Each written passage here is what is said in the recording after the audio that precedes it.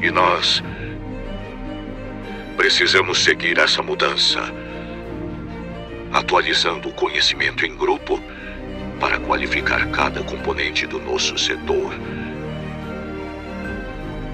Ele sendo integrador ou fabricantes de soluções para segurança e tecnologias.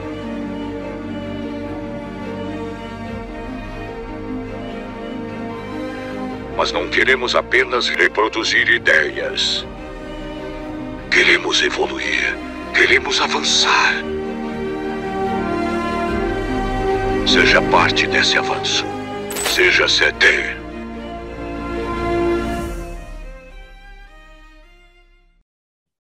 Fala, guerreiros! Sejam muito bem-vindos a mais uma edição do nosso Security Talks. Tudo bem com vocês? Sejam muito bem-vindos, muito boa tarde a todos.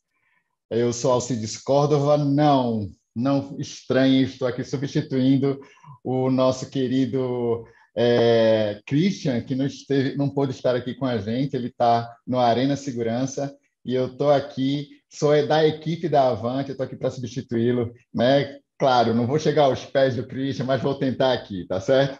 Hoje nós vamos falar um pouquinho sobre inovação em segurança, e para bater esse papo massa com a gente, nós convidamos aqui o Gabriel, que faz parte da nossa equipe, e também o Anderson Nakamura, e eles vão falar um pouquinho quem são eles, quem muita gente já conhece. O Gabriel já participou aqui com a gente do Security Talks, e o Anderson, desde já agradeço a sua participação aqui com a gente, Anderson.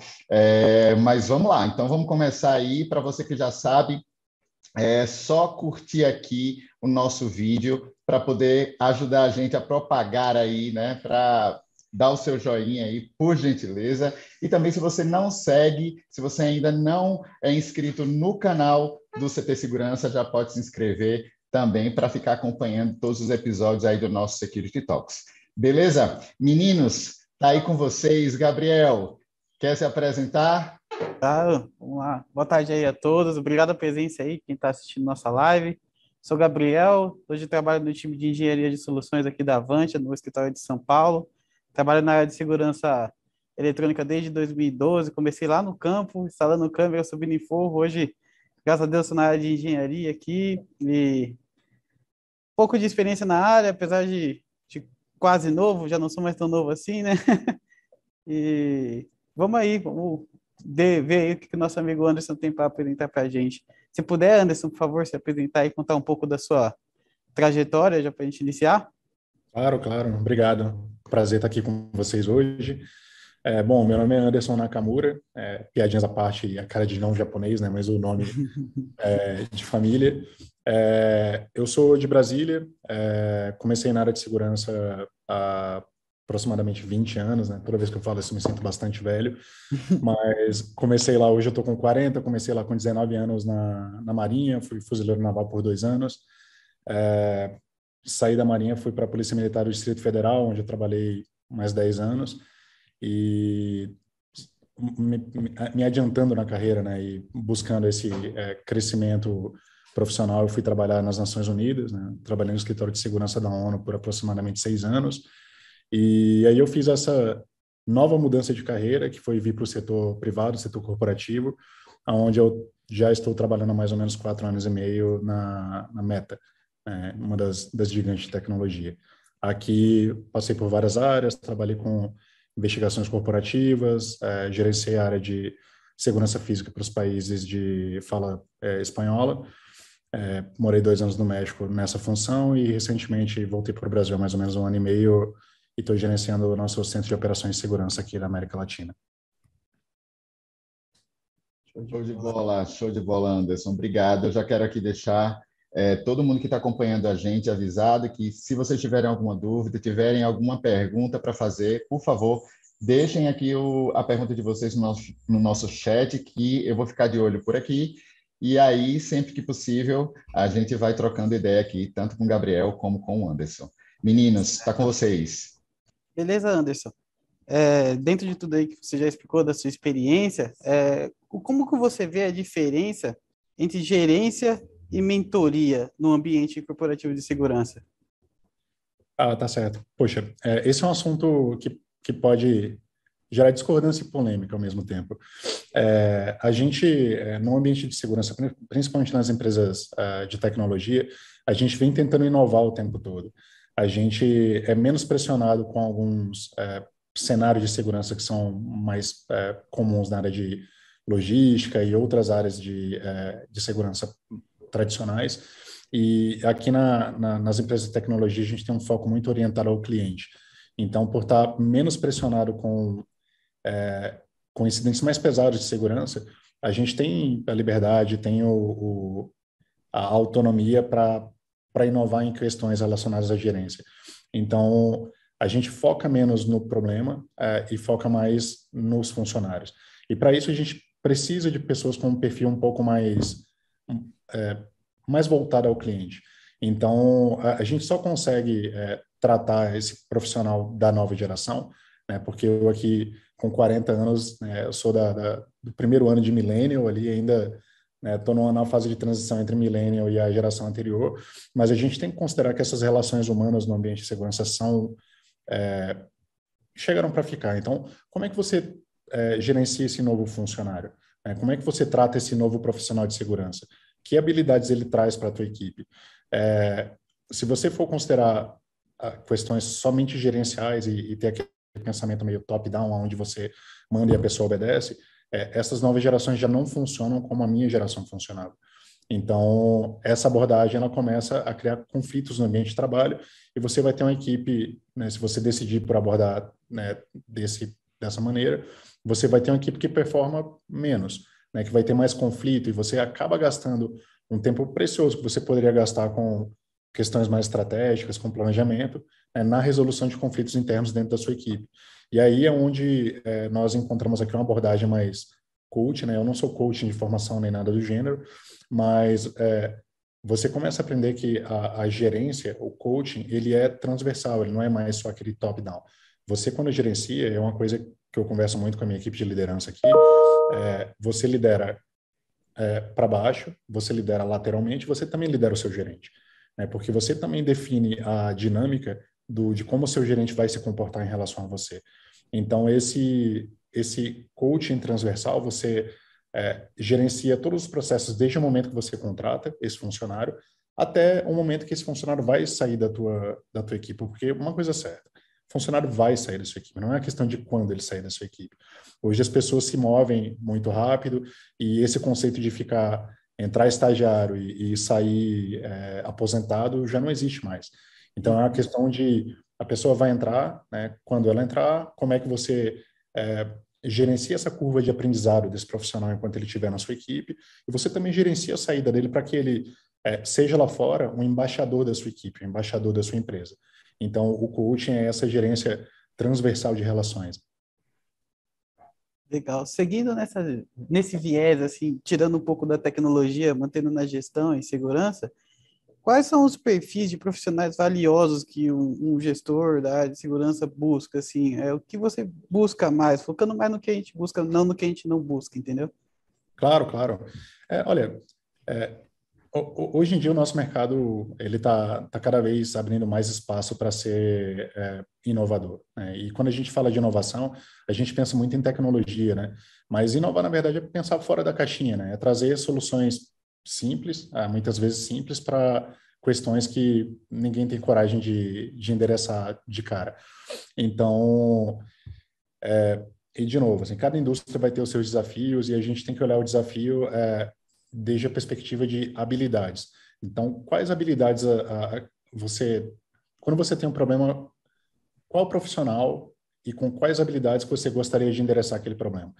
Então, vou te dar um exemplo. Recentemente, eu precisei metrificar uma coisa que na segurança é muito difícil de metrificar, que é retorno em investimento, né? Como é que você vai medir retorno em investimento de uma área que é tradicionalmente conhecida como centro de custo, né? Segurança, se você não for de uma empresa de segurança, a segurança não gera né, renda, receita para a empresa. Então, como é que você metrifica o valor que a tua equipe traz dentro de um ambiente corporativo né, de maneira que o negócio entenda o valor que você está trazendo para a empresa. Então, eu tive que me sentar e pensar junto com a minha equipe, falar, tá, qual o profissional que a gente precisa para nos ajudar nesse cenário? E a gente acabou contratando uma engenheira de software, que é muito boa com números, é muito boa com escrever códigos, e construir todo esse racional de traduzir o que a gente faz na prática para uma linguagem de negócio. Então, é claro que para cada exigência, né, esse conjunto de habilidades vai variar, e a gente começa também a perceber no mercado que, recentemente eu li um artigo lá no Vale do Silício de que o Google abriu mão do hard skill, né? Ele abriu mão de cobrar diploma. Né? Ele começa a procurar nas pessoas, você sabe código? Não me interessa se você tem um diploma na faculdade XYZ. Eu quero ver se você consegue escrever esse código aqui. Então, o Brasil ainda é tímido nesse sentido, né? A gente ainda tem medo de abrir mão do diploma e de algumas coisas que são mais mensuráveis, mas a gente está cada vez mais se movendo para contratar por habilidade e não por experiência pregressa. Show de bola. E seguindo nessa mesma linha de raciocínio, a gente entende, por exemplo, diversidade sempre ligado a algo de gênero e raça, mas a gente sabe que tem outros tipos de diversidade nesse momento de contratação. Por exemplo, a diversidade religiosa. Você tem algum exemplo, alguma história para contar sobre esse tipo de diversidade mesmo? Claro, claro. Tem um caso muito interessante relacionado especificamente à liberdade religiosa, que aconteceu com o meu time anterior na Europa. Na Europa, a diversidade religiosa é muito mais latente do que aqui, né? E é mais conflituosa também. Então, a nossa empresa contratou uma funcionária muçulmana e essa funcionária usava burca. Bom, como é que você vai exercer controle de acesso, né? Você vai fazer controle de acesso a uma funcionária que usa burca, porque o badge, ele pode ser, né, a gente usa um badge que é um controle eletrônico para a pessoa, é o que você tem, né? Porque é o que você tem, o que você né? Então, a gente usa o que você tem, que é o badge, que é o controle eletrônico, para entrar na empresa, né? E tem vários níveis de segurança. Só que a pessoa, né, poderia passar esse badge para alguém e com a burca você não consegue identificar se a pessoa quem ela diz ser. Uhum. E o que acontece? Nós tínhamos, por sorte, porque isso não foi planejado, nós tínhamos uma funcionária na segurança que era muçulmana. E ela pôde nos trazer a perspectiva de como lidar com uma funcionária muçulmana de maneira a garantir que todos os procedimentos de segurança fossem observados. Então, inicialmente foi um desafio, mas felizmente a gente identificou muito rápido esse recurso que a gente já tinha em casa e a gente conseguiu entender e adaptar o protocolo de controle de acesso especificamente para essa funcionária. É claro que não dá para a gente adaptar, né, todas as necessidades dos nossos usuários, mas o que acontece, por que é importante a diversidade? Porque a gente fala de diversidade sob diferentes perspectivas. A gente fala sobre a perspectiva de raça, sobre a perspectiva religiosa, sobre a perspectiva de gênero, e não só na área de segurança, mas como em toda a área, ter diferentes perspectivas dentro da equipe te ajuda a criar um programa menos propenso a falhas. Porque quando a gente pensa a gente que no meu caso, eu sou homem, sou hétero, sou para os padrões latinos, sou branco. Para mim é difícil ser empático com questões relacionadas ao sexismo, né? Às vezes a gente até nem alcança, né? Quando alguém tenta empurrar uma conversa relacionada ao feminismo, é tão longe da nossa realidade que a gente tem dificuldade de entender.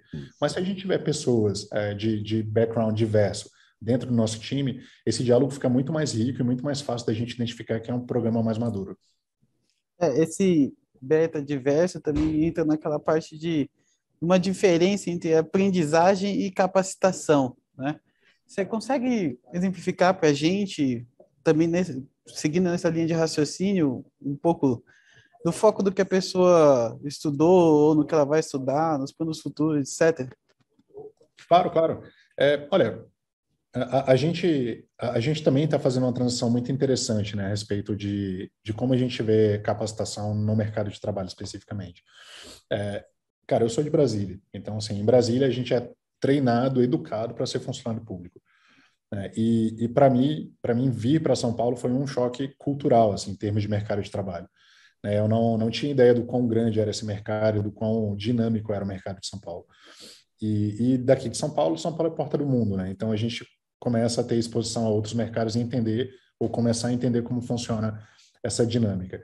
É claro que o que a gente aprendeu e o que a gente vem estudando, se capacitando ao longo dos anos continua sendo muito importante, é substrato, é base para tudo que a gente vem aprendendo. Mas aquele conceito antigo de, cara, eu faço uma faculdade e beleza, atingi meu objetivo acadêmico, ou então eu faço um mestrado ou um doutorado, isso vem deixando de ser tão relevante como já foi um dia. Então, hoje em dia, os administradores, o pessoal de RH, já começa a trabalhar com o conceito de aprendizagem contínua. Então, um exemplo muito interessante, e eu prometi que não ia falar da minha empresa, mas eu vou falar do meu CEO, o Mark Zuckerberg, todo ano ele define metas para ele mesmo, são metas de aprendizagem. Então, ano passado ele definiu como meta de aprendizagem, ano retrasado, ele definiu como meta de aprendizagem que ele ia aprender a falar chinês. Ano passado ele ia aprender a tocar guitarra. E a cada ano ele se define metas de aprendizagem que não necessariamente são acadêmicas, mas são experiências que vão te enriquecendo como indivíduo. Então, hoje em dia, a gente precisa fazer as pazes com o fato de que a gente vai seguir aprendendo ao longo da vida. E essas fontes de aprendizagem não necessariamente são a academia, né? Não necessariamente são a universidade. Então, a gente tem, cara, dezenas de empresas especializadas em treinamento corporativo, a gente tem sites especializados em educação continuada, a gente tem diversas fontes de aprendizagem que são muito valorizadas no ambiente de trabalho. Então, hoje, quando a gente vai contratar profissionais, desses valores, né, que a gente falou ainda há pouco, que eu particularmente busco em profissionais o quão sedento de conhecimento é essa pessoa. Será que essa pessoa ela acha que tudo que ela viveu é suficiente para ela fazer tudo o que está por vir? Então, essa vontade, essa fome, essa capacidade de seguir aprendendo é um dos fatores que eu mais observo no mercado quando eu preciso contratar alguém. Interessante. E você acha que isso tem a ver com os modelos de gerência que a gente encontra no mercado? Exemplos que seguem OKR, dessas coisas desse tipo? Olha, sim e não. Assim, os modelos de gerência, eles estão... também faz parte desse processo mental de estar aberto. Né? Porque é quase que uma chavinha que você liga. Fala, cara, eu quero seguir aprendendo. Sabe, eu não vou estagnar. E os modelos gerenciais que não são típicos de segurança, importados à segurança, é uma maneira de pensar fora da caixa, é uma inovação sem ser exatamente uma inovação. Porque o que acontece?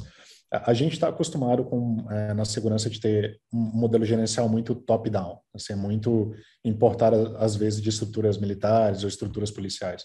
Segurança, né? Segurança. Né? As pessoas conectam imediatamente. Falam, segurança, ou você é ex-militar ou você é ex-polícia.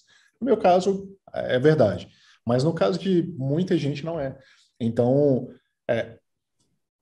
a gente precisa, às vezes, olhar em volta e entender o que está sendo praticado no mercado, o que o meu colega de marketing faz que eu posso aproveitar aqui, o que o meu colega de RH faz que eu posso aproveitar aqui. Então, um exemplo, você até mencionou os OKRs, né, que é uma metodologia que não é nova, ela é da década de 90 e foi criada dentro da Microsoft para gerenciamento de software, né, de produção de software. E eu estava, uma vez, conversando com um colega de marketing, e né, a gente falando sobre gerência de pessoal, sobre performance, né, e eu tentando entender melhor a cabeça dele, porque uma das coisas que o profissional de segurança hoje, na área corporativa, também não pode deixar de observar, é falar a linguagem do business. Se a gente não... E é engraçado isso, porque cada empresa tem um conjunto de palavras ou de vocabulário que a pessoa utiliza, ou que a empresa utiliza, e que se você reluta em utilizar aquele mesmo vocabulário, você não é visto como parte do time.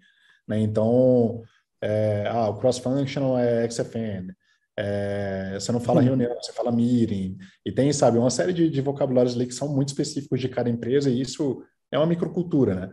Então, para que você consiga conversar com o business, você tem que falar o idioma do business. E era nesse sentido que eu estava conversando com esse colega, e ele me trouxe essa experiência dele dos OKRs, né? Que é Objective and Key Results, né? Os objetivos e indicadores de performance.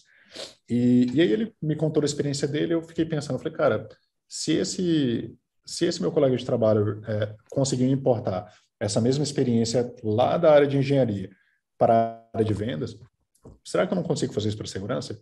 Então, há aproximadamente 3 anos atrás, eu importei esse modelo para a área de segurança, não sem dor, né? Vou admitir que o começo foi complicado, porque existe uma curva de aprendizagem também no nosso lado de gerência, né? A gente, às vezes, tem essa... A gente quer dizer que a gente sabe tudo, né? A gente quer chegar na frente da equipe e falar, não, eu sei tudo de tudo, e não. É por isso que você tem uma equipe, né? Por isso que você contrata pessoas com habilidades específicas. Então, eu precisei, né, ter o meu tempo para aprender a metodologia, e hoje a América Latina, que é a equipe onde que eu gerencio, virou referência global para OKRs dentro da nossa empresa. Tanto que eu venho expandindo esse programa e treinando a Ásia Pacífico, a Europa e os Estados Unidos, né, em como implementar e gerenciar esse modelo dentro da área de segurança. Então, foi inovação? Sim, foi inovação trazer uma metodologia que já existia para a área de segurança, mas eu não precisei reinventar a roda. O que você precisa é ter muito boa vontade, vontade de aprender, vontade de estudar e convencer as pessoas, porque liderança não é só, né, liderar de cima para baixo é fácil, né? Você está pagando o salário da pessoa, ela sabe que ela tem muito que perder, mas liderar por influência e liderar para cima, aí é que está mesmo o segredo da coisa. Entendi. Você falou de linguagem do business, né? Até lembrei que quando eu entrei na Avantia, eu sempre ouvia falar da com. Eu, caramba, o que é essa com, né, cara? Eu tô preocupado com essa com. Aí que eu fui entender. Tomei coragem e perguntei o que era. É o kick-off meeting, né? Que é a reunião de kick-off de um projeto. É a linguagem de cada... Eu nunca tinha escutado em outro lugar mesmo. É bem interessante isso daí. Então, agora... Isso é muito interessante. Me permita aqui, Gabriel. Eu achei muito legal, Anderson, você falar sobre a diversidade, sobre a aprendizagem contínua, só para a gente pegar o gancho, porque eu acho que isso enriquece demais a inteligência do negócio, né? Você falou aí sobre a sua funcionária muçulmana que usava burca, então você acaba direcionando até para a área de segurança formas, né, diversas de poder até fazer esse registro da pessoa. Como é que a gente faz a segurança em cima de uma pessoa que tem aquela que tem aquele nicho, que está dentro daquele nicho, vamos dizer assim, né, da religião, do critério religioso dela. É muito legal. A gente fala muito disso na Avantia, tá, Anderson? Também. Você está falando aqui de temas super atuais que a gente, como empresa de segurança, trata bastante. E fica tranquilo, o OKR, você já teve a experiência, o OKR batata, né? Você está falando aqui de temas atualíssimos para a gente, que a gente vem trabalhando também. Está muito gostoso o papo. Pessoal, eu quero aqui agradecer também a presença de todo mundo que está aqui. Se vocês tiverem dúvida, tiverem alguma pergunta, que o papo está massa, joguem aqui no nosso bate-papo aqui do YouTube, que eu vou pegar e já passo aqui para os meninos também, hein? Vamos lá, Gabriel, desculpa aí. Imagina, que isso, cara. Você que comanda aqui. Então, saindo agora um pouco da área de gestão, né? Vamos agora aí, querendo ou não, a gente sempre passa para tecnologia, né? E seguindo em temas atuais, inclusive citando o que o Alcides falou de inteligência artificial, tecnologias disruptivas, só um adendo que você falou sobre a menina de burca, né? O reconhecimento facial, para quem ainda não entende mais ou menos como funciona, ele vai, como todo sistema de inteligência artificial, de um sistema de reconhecimento, ele pega uma série de rostos diversos, milhares de rostos, e cria um exemplo X. Então, quando você cadastra seu rosto naquele lugar, ele vai pegar os seus dados, pontos específicos de biometria, e vai bater com aquela base de dados. Então, realmente, uma pessoa com burca, para a gente aqui, para nossa área, nossa região, é realmente menor. Mas se você vai instalar um sistema de reconhecimento facial lá no norte da África, um pessoal onde a religião islâmica, muçulmana é muito, muito mais presente, isso seria mais difícil se não tivesse empresas que buscassem esse tipo de diversidade. Então, voltando às perguntas, e como que você enxerga, cara, os desafios de segurança Anderson, quando a gente começa a entrar nesse mundo, inclusive citando o metaverso, da agora não é mais Facebook, é Meta, né? De criptomoedas, como é que fica a cybersecurity, a segurança física, para enfrentar esse desafio novo aí que a gente está entrando? Olha, é uma pergunta complexa de responder, porque a, a gente, às vezes a segurança parece que está sempre um passo atrás do criminoso, né? É. Toda vez que a gente, ou do ofensor, vamos colocar assim, porque nem tudo que se faz a nível de segurança é crime, né? Mas toda inovação tecnológica, é engraçado a gente pensar, por exemplo, que o táxi, ônibus, essas coisas, por muitos anos, eles foram os meios tradicionais de transporte público, né? E se a gente for parar para pensar que a Uber, ela quebrou a roda, né? Ela inovou na maneira como o transporte público é pensado. E aí a gente pensa no Airbnb, que também quebrou a roda e reinventou a maneira como hospedagem é gerenciada. E olha, tantas outras empresas que vêm e quebram a roda e reinventam, né, desafiam praticamente o status quo, né? Porque nada disso aconteceu sem dor, né? A Uber aconteceu, se estabeleceu com muita resistência de associações de classe como os taxistas e outras, não só aqui no Brasil como fora do Brasil, e tudo isso traz desafios à segurança.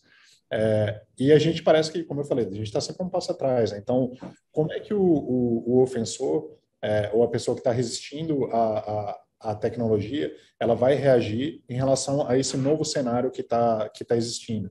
Então, você falou, por exemplo, de criptomoeda. Criptomoeda, cara, tem muita gente interessada, meio que enche os olhos, né? Porque você pode ficar rico do dia para a noite, ou pode ficar pobre do dia para a noite também. Tem uma volatilidade muito grande aí no que diz respeito a essa criptografia. Mas tem desafios de segurança relacionados, porque o primeiro deles é você esquecer a senha, né? Se você esquecer a senha da sua carteira digital, um abraço. Você nunca mais vai conseguir recuperar aquela carteira digital se você não tiver aquela senha.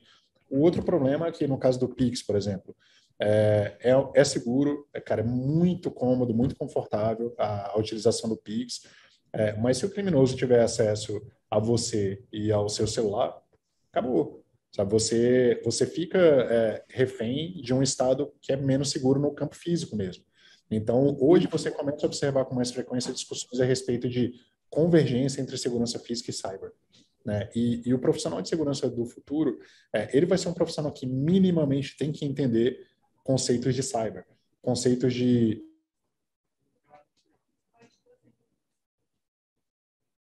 Opa, parece que cortou o seu áudio para mim aqui, Anderson. Isso, o Anderson, caiu aqui o seu áudio, Anderson. Vocês estão me ouvindo agora? Agora, doutor voltou. Anderson. Voltou. Então, eu estava falando que o profissional de segurança do futuro, ele é um profissional que vai ter que ter conhecimentos de cibersegurança, de segurança da informação, de privacidade, né? Porque todos essas áreas de segurança, elas acabam sendo interconectadas. Você precisa ser especialista em tudo? É difícil, tá? Mas o aprendizado contínuo, né, ele te dá essa benesse, né, de você, se você é um cara comprometido com o seu aprendizado contínuo, eventualmente você vai saber bastante coisa a respeito de segurança de maneira mais geral.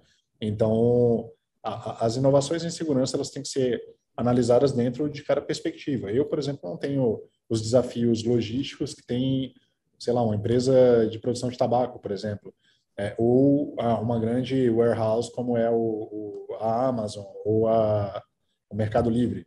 Tá? Mas eu tenho desafios aqui que exigem que eu pense fora da caixinha dentro do meu eixo de negócio. Então, enfim, cada caso é um caso, mas o que eu vejo o profissional de segurança se movendo para convergência de áreas. Mais puxando para o lado também das empresas de comunicação, vamos dizer assim, a gente tem o desafio também do cenário atual, né, que a gente está vivendo aí, dessa guerra entre Ucrânia e Rússia, a gente vê que os ataques não estão mais só físicos, né? Eles já chegam também no novo tipo de guerra, que é a guerra cibernética.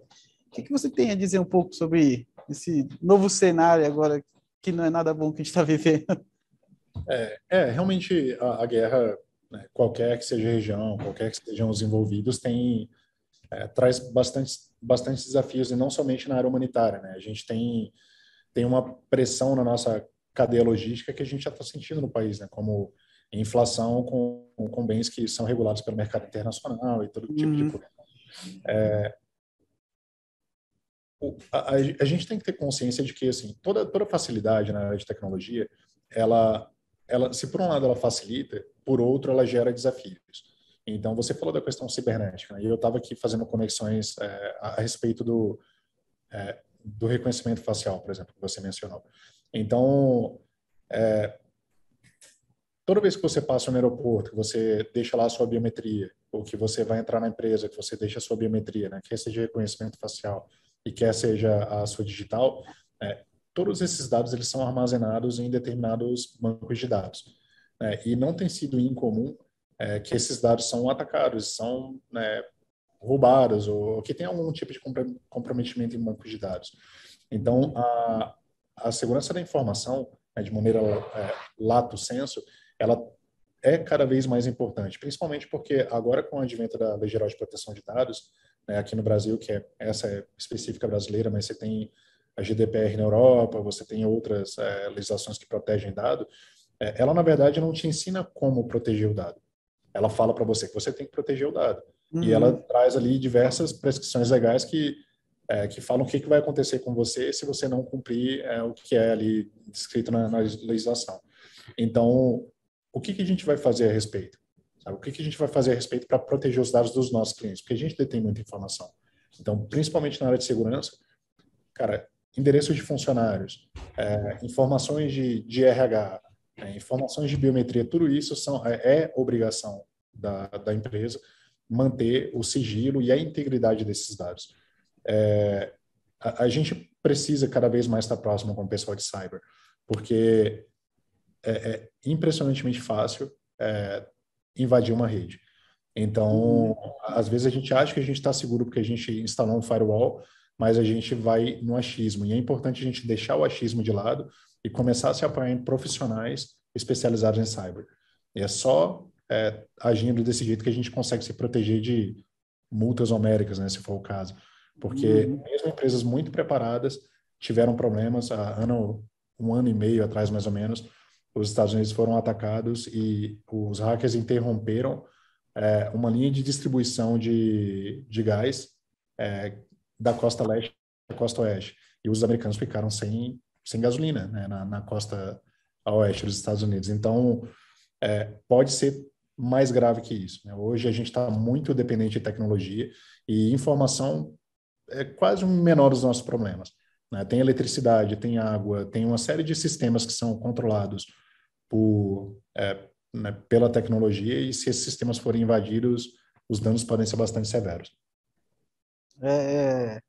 A área de segurança, inclusive, quando eu estava começando já na parte de comissionamento de sistemas, eu ouvi a frase de um amigo, né, antigo colega de trabalho.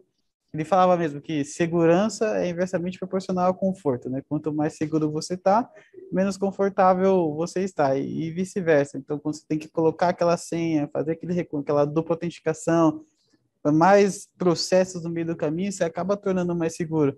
Só que a gente tem cliente que é relutante, né? E eu sempre uso essa máxima com ele, né? Quando eu vejo que ele está meio relutante com um sistema mais avançado ou qualquer coisa do tipo, eu falo, cara, quanto mais seguro você quiser ficar, menos confortável vai ser a sua equipe. E como você tinha falado antes, tudo que é novo, né? Como o Uber foi, o Airbnb, assusta, né? Assustou a comunidade dos taxistas até eles se organizarem, o Airbnb, o pessoal do imobiliária. Então, isso cabe a nós, né, os humanos em si, poder se adaptar, né, às novidades aí do mercado. E seguindo essa linha de raciocínio, até estava vendo uma reportagem da Forbes, cara, que estava acompanhando no LinkedIn, um outro antigo amigo, colega de trabalho e amigo postou, eu fui dar uma olhada que dizia que com esses avanços da tecnologia, né, cada vez mais avançado, o profissional que vai ser destaque no mercado vai ser o que tiver as qualidades humanas mais como diferencial. Então, o cara que tiver um poder de autogerenciamento, a resiliência, a tolerância ao estresse, né, o, a habilidade de resolver problemas ali rápido e tal, ele tende a ser o cara mais procurado no mercado daqui um tempo. Como gestor aí e um frontman, como que você vê essa informação? Você acha que é cabível? Como que a gente pode se preparar para isso? Olha, excelente pergunta, na verdade. Eu diria que essas novas tecnologias, né, uma delas que se fala muito sobre e se entende muito pouco a respeito é a inteligência artificial. O pessoal acha que inteligência artificial é o Jarvis, né, lá do Homem de Ferro, né, que vai te dar todas as respostas e vai estar ali meio quase que onipresente na tua vida. Quando, na verdade, a inteligência artificial de baixo nível, né, que é a menos avançada, que já tem inteligências artificiais que de fato criam, a inteligência artificial, ela, no mais das vezes, ela vai automatizar processo. Então, tudo que for repetitivo, tudo que for manual, tudo que uma máquina faria, tende a desaparecer. Tá? Então, nesse ponto, você tem razão. Assim, as habilidades humanas, elas vão ser cada vez mais exigidas para que você desponte no mercado de trabalho. Mas dentro das habilidades humanas, o que eu vejo como de mais valor é justamente a criatividade. Né? Você pensar fora da... Todo mundo usa, né, pensar fora da caixa, né? E eu acho que nesse ponto o brasileiro dá de 10-0 em muitas nacionalidades por aí, porque a gente é criativo, a gente se adapta muito rápido. Então, quando você tem... Se você faz tarefas automáticas, eu me preocuparia. Então, se a gente olha, há 10 anos atrás, a gente não tinha a quantidade de câmeras que a gente tem hoje, a gente não tinha drone, a gente não tinha robô, a gente não tinha nada disso.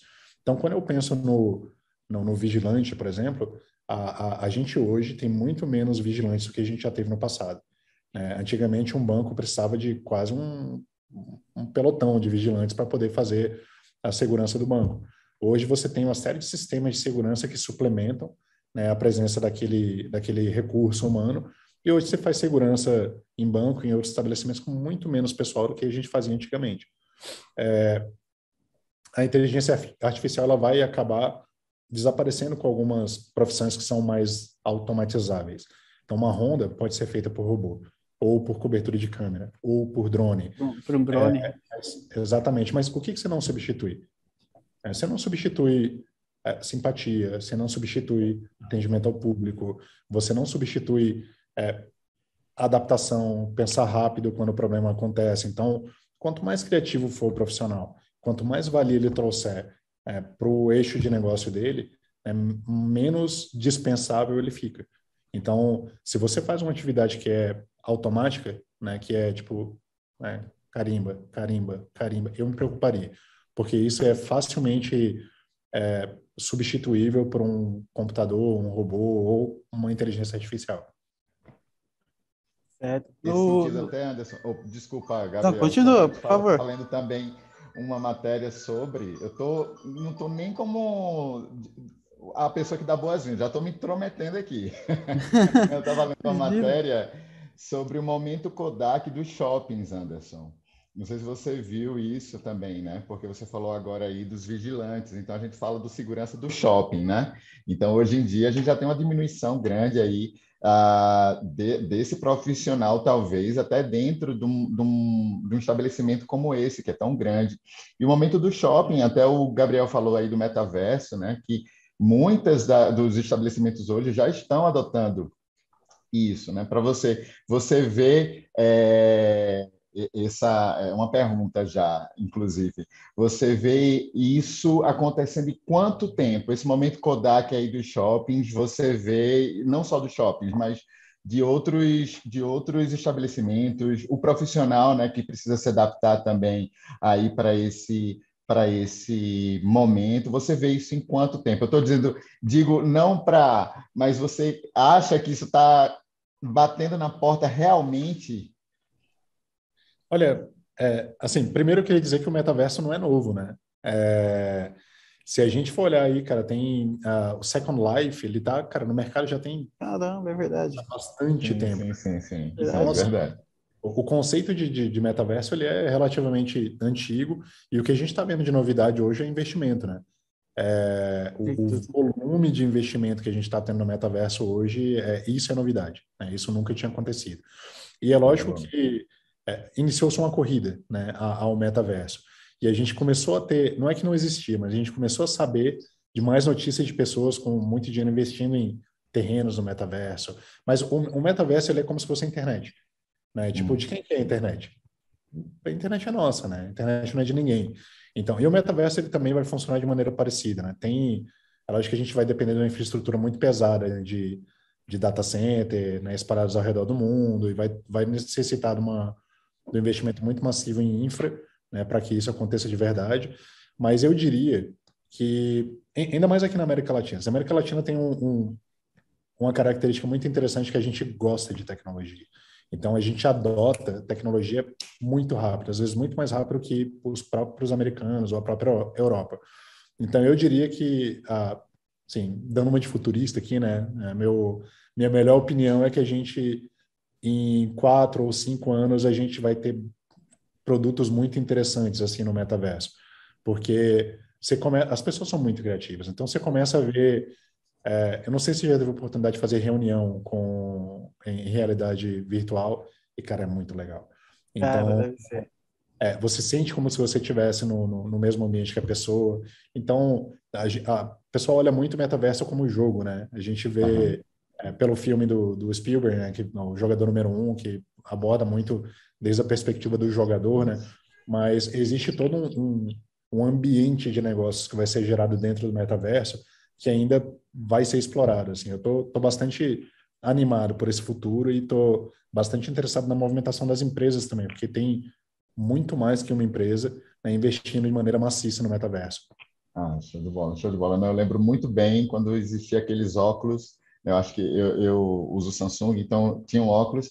Inclusive, meu acesso no Facebook, Netflix, tudo isso, ele já tinha um ambiente parecido com o metaverso, que era o sofazinho, tinha lá a telona do Netflix, o Facebook ele ficava todo abertão assim para você que dava um cliquezinho, era muito legal. Eles descontinuaram sem saber, né, que o investimento estava chegando aí de forma mais pesada, né? Engraçado isso.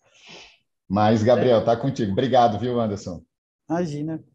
E é interessante que você citou o Second Life, cara. Eu, como um bom nerd que sou, joguei quando lançou e tal, e nem tinha me tocado dessa relação que realmente é o metaverso, né? O Second Life, há um tempo atrás, você viveu realmente uma segunda vida lá. Bem, bem legal mesmo. Mas a gente entende também que principalmente na questão de criptomoedas, né, da parte de descentralização, a ideia principal seria tirar dos governos, né, a parte de transação de dinheiro, essas coisas. Você acha que isso pode ser, de uma certa forma, perigoso, cara? Para um país menor, assim, ou qualquer coisa do tipo? Olha, sim, sim e não. Assim, essa é complicado de responder, porque assim, a, você hoje começa a ver estados anunciando moedas digitais, né? Então, essa semana saiu a notícia de que os americanos têm a intenção de criar um dólar digital. A China já tinha também anunciado uma moeda digital. Alguns outros países anunciaram, né, carteiras digitais. E isso vem numa tentativa do Estado, porque o Estado é uma máquina pesada, né, de movimentar. É muito mais lento do que as inovações que acontecem na sociedade. Uhum. E é lógico que se a gente movesse toda a economia do Brasil, por exemplo, para o ambiente virtual, como é que o Estado recolhe imposto disso? Sabe? Como é que você mantém as estruturas do Estado num ambiente onde o livro caixa é descentralizado, né? Onde você não tem como saber que eu estou pagando determinada conta para você especificamente, e a Receita Federal ia rastrear isso como. Então, tem uma série isso pode ser usado para o bem e para o mal, né? Como é usado para o bem e para o mal. Uhum. Então, o lado positivo é que, sabe, os impostos não pesariam tanto como pesa agora, ou não pesariam nada, né, porque o Estado não tem como rastrear isso e a gente poderia fazer transferências internacionais com menos burocracia. Por outro lado, favorece lavagem de dinheiro, favorece, sabe, uma série de mercadorias ilegais que podem circular nesse ambiente. Então, é um ambiente ainda muito pouco regulado, né? E não por falta de querer do Estado, é porque realmente tecnologicamente é difícil de regular por conta da criptografia. Existem outras críticas relacionadas a essa tecnologia, a Bitcoin, por exemplo. Quão caro é você minerar, né, o Bitcoin, né? E acaba sendo ambientalmente negativo, né, a quantidade de energia que você gasta para você minerar e criar a moeda digital. Então, é controverso. Assim, eu vejo pontos positivos, vejo pontos negativos, mas eu acho que a gente ainda tem que evoluir bastante ainda nessa discussão da tecnologia. Eu mesmo, curioso, né? A gente estou buscando também conhecer mais sobre esse universo aí. Cara, cada dia surge aí umas trocentas criptomoedas diferentes, com nome de meme, inclusive uma é muito, muito poderosa, né? E, cara, é isso mesmo. A gente tem que estar sempre naquele beta contínuo, né? Porque a gente que é de segurança, a gente pensa nessa área. Pô, beleza. De onde que vem, para onde que vai, né? Como é que a gente vai? O país precisa se sustentar. A gente sabe que imposto é uma coisa que ninguém gosta, tal, mas tem os serviços públicos, tem tudo que precisa rodar que roda através dos impostos, né? E aí era uma dúvida mesmo que eu tinha na cabeça aí. Acho que você deu até uma esclarecida aí que pode ser preocupante mesmo. Falando em dúvida... Opa, vai lá, Anderson. Não, Pode ver aí. só para fechar o pensamento, assim, mas a minha esperança com esses movimentos tecnológicos é que o Estado seja mais responsável com o nosso dinheiro. Uhum. Porque quando você se vê na iminência de perder determinados recursos e a população está te indicando de maneira indireta, né? Porque ninguém conversa com o Estado, né? Você conversa com os agentes do Estado. Mas quando a população começa a indicar que fala, cara, se eu puder me livrar desse imposto, eu vou me livrar, o Estado ele começa a se sentir obrigado a prestar esclarecimentos do dinheiro que ele está gastando, né? E o nosso Estado brasileiro ele gasta mal os nossos recursos.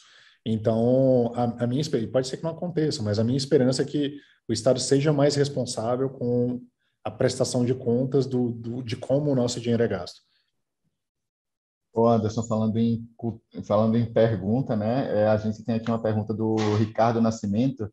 Ele questionou aqui se o uso do metaverso já é regulamentado na segurança. Já existe algo do tipo? Olha, eu não tenho conhecimento de nenhuma regulamentação do metaverso, porque o paralelo que eu faço do metaverso é o paralelo com a internet. O que regula a internet? A gente. Somos nós. Então, assim, existem... o metaverso ele vai ser um conjunto de normas socialmente aceitáveis, né? Então, por exemplo, o que não é aceito na internet vai para onde? A Deep Web. Vai para Dark Web. Então, e aí você tem outros mecanismos indexadores para ir atrás dessa informação que é menos ética, que está por lá. O metaverso, eu imagino que ele vai funcionar de maneira similar à internet. Você tem um conjunto de grandes empresas e de grandes organismos que regulam ali os protocolos básicos, né, como a gente tem na internet. Você tem grandes reguladores, né, que não são organismos de governo, mas que convidam o organismo de governo a fazerem parte daquela discussão. A cada determinado período discute-se os protocolos, a governança, os compromissos, mas eu imagino isso mais como uma questão de política internacional. Sim, eu não vejo uma regulação, principalmente vindo da segurança, a respeito do metaverso. O que pode acontecer é que, sei lá, vamos supor que nós somos da mesma equipe. E aí nós somos todos da Avantia, e a Avantia pode recomendar ou não reuniões da nossa equipe no metaverso baseado nos protocolos de segurança. Eu posso chegar à conclusão de que, olha, o metaverso é seguro. Você pode fazer reunião lá que não tem perigo nenhum de vazar as informações que estão sendo discutidas aí. Ou o contrário, pode ser que uma sala específica dentro do metaverso não seja segura, e aí a segurança entra para chancelar ou não a nossa participação nesse universo. Valeu, Anderson. Obrigado aí. Ricardo, tá aí a resposta. Ele está aqui acompanhando a gente no YouTube também. Vai lá, Gabriel. É, caramba, agora ficou difícil aqui para mim agora, cara. Você destrinchou bastante as coisas aí. Misturou Não, aqui, né? Misturou a conversa, né? cara, poxa, o cara tirou as minhas dúvidas todas aqui, meu. Empolgação, é empolgação. Realmente o papo está bem É, gostoso. A Karen falou aqui também que o papo de hoje está especial. Olha aí, tá legal mesmo, hein?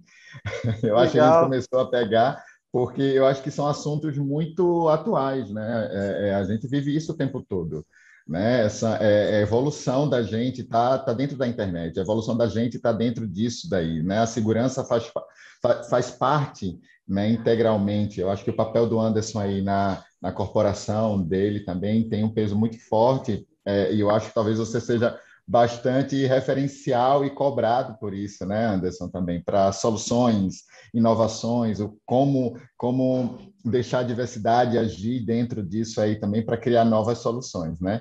É um assunto que realmente é muito instigante. Mas, Gabriel, você tem ainda mais algum papo aí para gerar com o Anderson? Ou Tem mais um. vamos lá, Tem então. mais uma pergunta. Então, Anderson, você também como um cara responsável aí da área de toda a América Latina de segurança de uma grande empresa que todo mundo conhece, né? Que a gente falou de profissionais e de tecnologia em geral, mas o que uma empresa, por exemplo, que ela tem que ter de diferencial para conseguir entrar no portfólio aí de prestadores de serviço de uma super multinacional, assim, cara? Olha, quando a gente considera a contratação de empresas que prestem serviços para a nossa empresa, a gente considera primariamente duas coisas: eficiência, e cuidado com o seu pessoal. Então, a gente foca muito e insiste muito para que as empresas tratem os seus funcionários tão bem como a gente trata os nossos.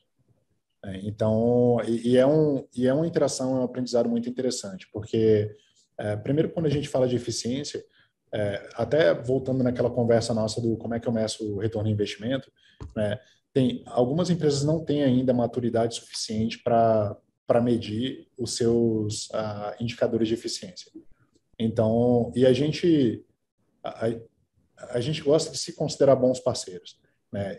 Eu entendo que essa relação empresa-empresa, ela é uma relação de parceria, onde nós, por um lado, recebemos um serviço, mas nós também ajudamos as empresas a crescer, amadurecendo as suas práticas de mercado. Então, se uma determinada empresa não tem determinados indicadores, a gente vai insistir para que a empresa desenvolva indicadores de performance. Se a empresa ainda não está preocupada com o crescimento do seu funcionário, o treinamento do seu funcionário, a gente vai insistir com essa empresa que esse funcionário seja olhado e seja cuidado, né? Então, existe essa iteração muito forte, muito presente na maneira como a gente trata as empresas. Então, e é lógico que a briga é grande, né? Quando abre-se uma concorrência, existem muitas empresas interessadas e, pelo menos na minha área, esses são os dois fatores primordiais. São indicadores de performance, porque o fato de a gente olhar a coisa com mais humanidade, da gente valorizar crescimento, valorizar aprendizado, valorizar diversidade, não quer dizer que a gente deixe a peteca cair, né? Então, dentro desse olhar mais humano, a gente também quer ser muito eficiente, a gente também quer ser referência de mercado e a gente também quer que os nossos profissionais sejam conhecidos como os melhores do mercado. Então, é uma congruência de todos esses fatores. Cara, interessantíssimo. Isso aí, né? Eu acho que o mercado está bem alinhado, né, com esse papo. Eu digo esse papo, todos esses pontos, esses referenciais aí que o Anderson colocou aqui agora, né? Não, já colocando aqui também, eu acho que também é uma conversa diária, o Gabriel também deve sentir isso, né, Gabriel? Também eu acho que Uhum. não é nada novo, né? Assim, principalmente para a gente, né, que a gente fala de cuidar de pessoas bastante aqui dentro. Então, cuidar de pessoas não só no sentido de dentro para fora, mas também o cliente do cliente, mas também fazendo o que a gente faz, né, com segurança. E eu acho que deve ser isso também a tua pegada, né, Anderson? Eu até tinha perguntado e não deixei você completar, mas essa cobrança, como uma última pergunta, talvez para você, como que a segurança hoje no que você faz, ela te demanda como colaborador, como funcionário, né? Hoje, qual o peso, né? Não vou colocar peso não como uma palavra ruim, mas o quão que você acaba sentindo isso na pele, né? Poxa, tudo acontece, a gente tem guerra acontecendo, a gente tem hackers invadindo, mas aí para encerrar, eu queria saber de você como é que você sente isso, o peso dessa cobrança da segurança nesse mundo da gente, né? Olha, essa você deixou a mais difícil para o final, né? Olha, não é meu primeiro rodeio, né? Assim, são 21 anos na área de segurança. Então, eu costumo falar que uma das características mais impressionantes do ser humano é a adaptação. Né? O humano ele vive do Saara ao Alasca, né? Lá do gelo ao deserto, e a gente se adapta, a gente consegue fazer as coisas. E, infelizmente, a gente também se adapta ao que é pesado, né? E trabalhar com segurança é pesado. Então, na minha área, isso é verdade também. Assim, a gente é muito demandado em horários estranhos, em fins de semana, e você, ao longo dos anos e com a sua experiência, você vai encontrando mecanismos para aliviar o peso do piano, né? Então, eu esse balanço, né? Em português é difícil, mas o work-life balance, né? Esse equilíbrio entre a sua vida pessoal e a sua vida profissional tem que ser uma coisa que é sim sua responsabilidade, mas uma das coisas que a gente faz na empresa é compartilhar essa responsabilidade com os nossos gerentes. Então, se a conversa, se o trabalho estiver ficando pesado demais, você tem que ter a maturidade de chegar para o seu gerente e conversar com ele e falar, olha, eu entendo que a natureza do trabalho é essa, que as crises de segurança não vão esperar eu acordar. No entanto, está pesado. E se você tiver uma gerência que valorize o teu trabalho, que valorize a tua opinião, e que não coloque para escanteio, né, o que você traz de valor para a mesa, você vai ter uma conversa saudável. Se você tiver uma gerência que não te escute, de repente está na hora de você reconsiderar um outro trabalho. Então, eu acho que o grande X da questão do que a gente faz na área de segurança é o diálogo, e sempre vão ser as pessoas. Porque a gente não faz segurança para o bem que a gente está protegendo, a gente faz segurança para as pessoas. Então, as pessoas têm sempre que estar no centro da discussão. Olha demais, Anderson. Eu acho que até já soou como o recado, né? A sua mensagem. Não sei, mas caramba, que mensagem, que recado legal. Gente, temos ainda 3 minutinhos aqui para o nosso papo se encerrar. Eu quero já agradecer. Vocês estão me ouvindo bem? Tá meio abafado, cara. Abafado. Peraí, deixa eu ver se eu consigo tirar aqui. Mas vamos lá, deixa eu tentar aqui. Pronto. Então, já quero agradecer a sua participação aqui, Anderson. Muitíssimo obrigado. Foi um papo muito legal. Eu acho que foi sorte de principiante aqui no Security Talks. Gabriel, também muito obrigado por sua participação. Pessoal, a gente ficou aqui com uma pergunta, que qual é o desafio da relação em relação à LGPD dentro das suas práticas tecnológicas? Eu não sei se você consegue responder rapidinho, Anderson, dentro do nosso tempo aqui, sobre a LGPD, que eu estava com isso na cabeça, mas acabei não perguntando para você também. Olha, para a gente, até que a transição foi mais tranquila, né? Porque quando a LGPD saiu, a GDPR já estava, GDPR europeia, né, que é a Lei de Desde Proteção 2018. Isso, ela já estava no ar tinha um tempinho. E a GDPR ela é a mais estrita das legislações de privacidade que a gente tem hoje no mundo. Então, quando o LGPD veio, a gente já estava acostumado. Então, o meu conselho é, se vocês puderem se adequar o quanto antes, né, se adequar. A gente tem que ser tão rápido quanto o mundo se move. Porque quanto mais rápido a gente se adequar, quanto mais rápido a gente adotar, mais rápido a gente se adapta. A gente tem uma frase aqui que a gente usa muito, better done than perfect. Então, assim, é melhor feito do que perfeito. Tá? Então, porque a perfeição ela vem com o tempo, né? E é melhor a gente ir fazer e aprendendo no processo do que a gente achar que a gente pode fazer uma coisa perfeita e acabar não fazendo. Progresso, Ótimo. não perfeição, né? Legal. É isso. Que recado, senhores.